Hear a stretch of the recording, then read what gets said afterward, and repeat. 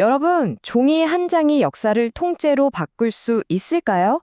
오늘은 바로 그런 이야기, 유럽 대륙을 거대한 소용돌이 속으로 몰아넣었던 프로테스탄트 종교개혁에 대해 한번 파헤쳐 보겠습니다. 네, 바로 이 질문으로 시작해보죠. 아니, 대체 어떻게 교회 문에 붙은 문서 하나가 대륙 전체를 전쟁과 혁명의 파도로 뒤덮을 수 있었을까요? 이게 바로 오늘 우리가 풀어갈 이야기의 핵심입니다. 자, 그럼 시간을 거슬러 16세기 초 유럽으로 한번 가보겠습니다. 당시 카톨릭 교회의 힘은 정말 막강했습니다. 거의 절대적이었죠. 하지만 그 화려한 겉모습 뒤에선 부패에 대한 불만이 조용히 부글부글 끓어오르고 있었어요. 그 불만의 기름을 부은 게 바로 이 면벌부라는 겁니다. 이게 뭐냐면 당시 교황 레오 10세가 성 베드로 대성당을 아주 화려하게 다시 짓고 싶었는데 돈이 좀 부족했거든요. 그래서 이걸 팔기 시작한 거예요. 이 증서를 사면 당신의 죄에 대한 벌을 줄여주겠다. 뭐 이런 식이었죠. 바로 이때 마르틴 루터가 정말 촌철살인 같은 질문을 하나 던집니다. 아니, 교황은 지금 세계에서 제일 가는 부자면서 왜 자기 돈으로 성당을 안 짓고 힘없는 신자들 돈을 쥐어짜서 지으려고 하는가? 이거죠. 와, 이건 그냥 비판 수준이 아닙니다. 교회의 심장을 겨눈 거죠. 권력의 정점에 대한 정면 도전이었습니다. 그리고 이 엄청난 도전을 시작한 사람, 그는 독일의 한 수도사였습니다. 바로 마르틴 루터. 당시로서는 정말 상상도 할 수 없었던 교황이라는 거대한 권위에 정면으로 맞선 인물이었죠. 네, 바로 이 사람입니다. 1517년 루터는 면범부 판매가 왜 잘못됐는지 조목조목 따지는 95개조 반박문을 발표해버립니다. 이게 교회를 그냥 뿌리부터 흔들어 놓은 거예요. 그의 주장은 정말 단순했지만 강력했습니다. 구원은 돈으로 사는 게 아니다. 오직 믿음, 그리고 신의 은총으로만 가능하다는 거였죠.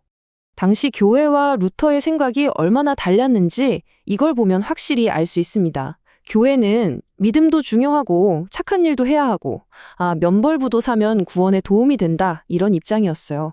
하지만 루터는 딱 잘라 말했죠. 아닙니다. 오직 믿음뿐입니다. 그리고 모든 진리의 최종 권위는 교황이 아니라 바로 성서에 있다고 선언해버립니다. 근데 이게 그냥 신학 논쟁으로만 끝났을까요? 천만에요. 교황한테 불만이 많던 독일의 제후들이 이거다 싶어서 루터를 지지하기 시작합니다. 결국 이게 정치 문제, 나아가 전쟁으로까지 번졌고 수십 년을 싸운 끝에 1555년 아우크스부르크 화해에서 드디어 루터파 교회가 공식적으로 인정을 받게 됩니다. 종교개혁의 정말 짜릿한 첫 승리 순간이었죠.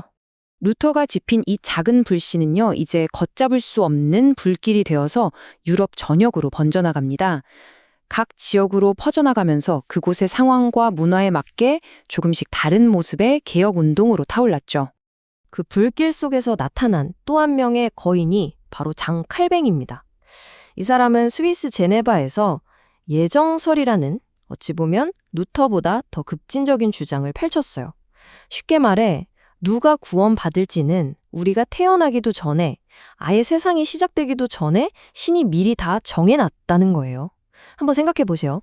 이게 한편으로는 엄청난 불안감을 주지만 다른 한편으로는 내가 바로 신에게 선택받은 사람이다 라는 강력한 확신을 심어줬던 거죠. 아니, 근데 이렇게 엄격해 보이는 사상이 어떻게 그렇게 큰 인기를 끌었을까요? 그게 참 재밌는 지점입니다. 칼뱅은 열심히 일해서 부를 축적하는 걸 아주 긍정적으로 봤어요. 경제적인 성공이 바로 신의 은총을 받았다는 증거라고 생각했거든요. 당시 막 성장하던 상인이나 수공업자들, 이른바 신흥상공업 계층한테는 이 사상이 우리가 하는 일이 정말 가치 있는 일이구나 하는 자부심을 준 겁니다.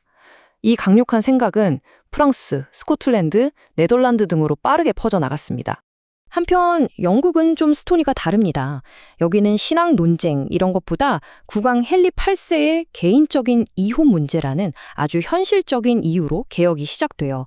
왕이 이혼하고 싶은데 교황이 허락을 안 해주니까 에이 그럼 우리끼리 따로 교회 만들지 뭐 하고 수장법을 통과시켜서 영국 교회를 로마로부터 그냥 떼어내 버린 겁니다. 말 그대로 위에서부터 시작된 아주 정치적인 개혁이었던 셈이죠. 자, 이렇게 프로테스탄트, 즉 개신교 세력이 걷잡을 수 없이 커지니까 카톨릭 교회가 가만히 보고만 있었을까요? 절대 아니죠. 대대적인 반격이 시작됩니다. 그리고 이때부터 유럽은 종교라는 이름 아래 서로에게 칼을 겨누는 100년이 넘는 아주 길고 긴 혼돈의 시대로 빠져들게 됩니다. 이 흐름을 한번 보세요. 1517년 루터의 외침으로 시작된 이 갈등이 하루아침에 끝난 게 아닙니다. 카톨릭은 트리엔트 공의회로 내부 단속에 나섰고 아우크스부르크 화해처럼 잠시 갈등이 봉합되는 듯도 했지만 이미 생긴 균열은 계속해서 커져만 갔어요.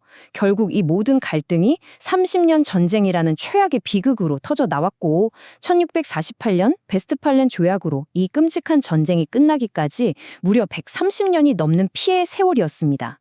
참 아이러니한 시대였습니다. 한쪽에서는 카톨릭 교회가 스스로를 개혁하려고 노력하는 동시에 다른 한쪽에서는 마녀를 심판하는 망치 같은 끔찍한 책이 불티나게 팔리면서 광적인 마녀 사냥이 유럽을 휩쓸었으니까요. 이건 신교, 구교 할 것 없이 모두가 빠져든 광기였어요. 그 광기와 갈등이 최고조에 달한 사건이 바로 30년 전쟁입니다. 처음에는 독일 내부의 종교 문제였던 것이 어느새 유럽 대륙 전체를 폐허로 만든 끔찍한 국제전쟁이 되어버렸죠. 이토록 끔찍한 대가를 치르고 나서야 유럽은 비로소 깨닫기 시작합니다. 이대로는 다 같이 망한다. 이 기나긴 종교전쟁의 잿더미 위에서 유럽은 완전히 새로운 질서를 만들어내야만 했습니다. 그리고 그 새로운 질서의 시작을 알린 것이 바로 1648년에 맺어진 베스트팔렌 조약입니다. 이 조약으로 유럽은 지긋지긋했던 종교 전쟁의 시대에 마침내 마침표를 찍게 되죠. 자, 그런데 이 조약이 단순히 전쟁을 끝낸 것 이상의 엄청난 의미를 가집니다. 이게 정말 중요해요. 이제 칼뱅파도 공식 종교로 인정을 받고요. 무엇보다 각 나라의 왕이나 제후가 우리 땅에서는 이 종교를 믿는다라고 스스로 결정할 수 있는 권리를 얻게 됐어요. 이게 뭘 의미할까요? 더 이상 로마 교황이 유럽 전체의 종교를 좌지우지하는 시대가 끝나고 각 국가의 주권이라는 개념이 전면에 등장했다는 뜻입니다. 바로 여기서부터 우리가 아는 국가 중심의 근대 유럽이 시작된 거라고 볼 수 있는 거죠.